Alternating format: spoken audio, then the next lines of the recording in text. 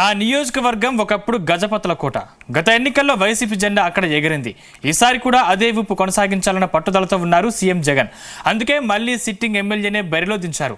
అయితే ఒకప్పుడు తమ కంచుకోటలో ఈసారి ఎలాగైనా గెలిచేందుకు టీడీపీ పావులు కదుపుతోంది. గజపతి నగరం నియోజకవర్గంలో ఎవరి బలం ఎంత? Watch the story.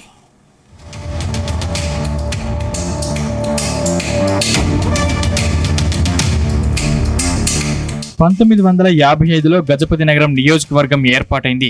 విజయనగర సంస్థానాధీశుల కుటుంబానికి చెందిన వ్యక్తి, టీడీపీ సీనియర్ నేత అశోక్ గజపతిరాజు తల్లి కుసుం గజపతిరాజు తొలిసారి ఇక్కడి నుంచి గెలిచారు. ఈ నియోజకవర్గంలో ఇప్పటి వరకు 5 సార్లు టీడీపీ ప్రాతినిధ్యం వహించగా 4 సార్లు కాంగ్రెస్ నుంచి అభ్యర్థులు గెలిచారు. 2019 అసెంబ్లీ ఎన్నికల్లో వైసీపీ అభ్యర్థి బొత్స సత్యనారాయణ సోదరుడు అప్పల నరసయ్య టీడీపీ అభ్యర్థి కొండపల్లి అప్పలనాయుడుపై 27,000 పైచిలకు ఓట్ల తేడాతో గెలిచారు.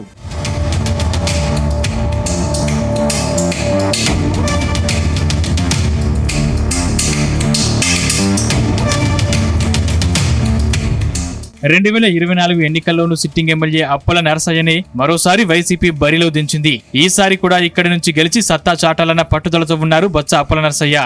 జగన్ సంక్షేమ పాలన, అభివృద్ధి కార్యక్రమాలే తనను గెలిపిస్తాయని నరసయ్య ధీమాగా ఉన్నారు.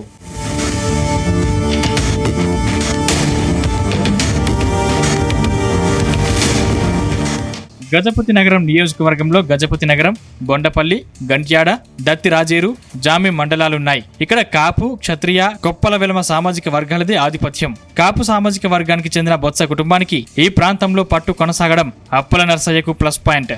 మరోపక్క అప్పల నరసయ్య కుమారుడు గురునాయుడు తండ్రి తరపున విస్తృతంగా ప్రచారం చేస్తూ యువతను ఆకట్టుకునే ప్రయత్నం చేస్తున్నారు. ఆలోచించుకొని ఓటేయాల్సిన సమయం అది మనందరికీ తెలిసిందే. మేము కూడా ఆలోచించే ఓటేయాలి. అందుకే చాలా ముఖ్యమైన సమయం. అయితే మన పెద్దలు అన్నారు, పెన్షన్ నిన్న అందించాం కాబట్టి మాకు ఓటేయండి అని. మీరు కరెక్టే, కానీ అదొకటే చూడకూడమ్మా. పెన్షన్ అందే అని చెప్పి ఓటేయకూడదు. ఇంకేం చూడాలంటే మీకు ఎటువంటి ఇదేంటి పథకాలు అమలు చేశారో అని చూసి ఓటేయాలి. ఏ విధంగా ఆ పథకాలు అమలు చేశారో చూసి ఓటేయాలి.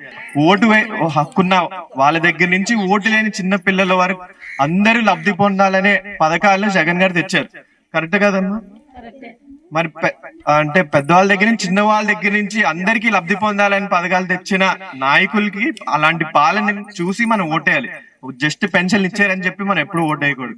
మీరు కష్టపడకుండా ఈ వాలంటీర్ సంస్థ స్థాపించి, సచివాలయాల సంస్థ స్థాపించి పిల్లలకి ఉద్యోగాలు ఇవ్వడమే కాకుండా మీరు ముందులాగా 10 రోజులు ఎవరు చుట్టూ తిరగకుండా, పార్టీలు చూడకుండా, కులాలు చూడకుండా, మతాలు చూడకుండా అందరికీ సమానంగా రావాలని చెప్పి జగన్ గారు ఇలాంటి సంస్థలు స్థాపించి టీడీపీ, జనసేన, బీజేపీ ఉమ్మడి అభ్యర్థిగా కొండపల్లి శ్రీనివాస్ బరిలో దిగారు. కొత్తగా రాజకీయ అరంగేట్రం చేసిన కొండపల్లి శ్రీనివాస్ మాజీ ఎమ్మెల్యే కొండపల్లి అప్పలనాయుడుకు స్వయాన అన్న కుమారుడు.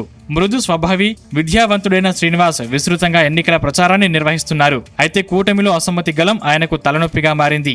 ఇక్కడి నుంచి ఈసారి టీడీపీ టికెట్ ఆశించి భంగపడిన మాజీ ఎమ్మెల్యే కొండపల్లి అప్పలనాయుడు అసమ్మతి గలం వినిపిస్తున్నారు. ఇవన్నీ కూటమికి తలనొప్పిగా మారాయి. ఇదే సమయంలో వైసీపీలో ఎలాంటి అసమ్మతి లేకపోవడం బొత్స సోదరుడికి కలిసొస్తుందన్న వాదనలు వినిపిస్తున్నాయి.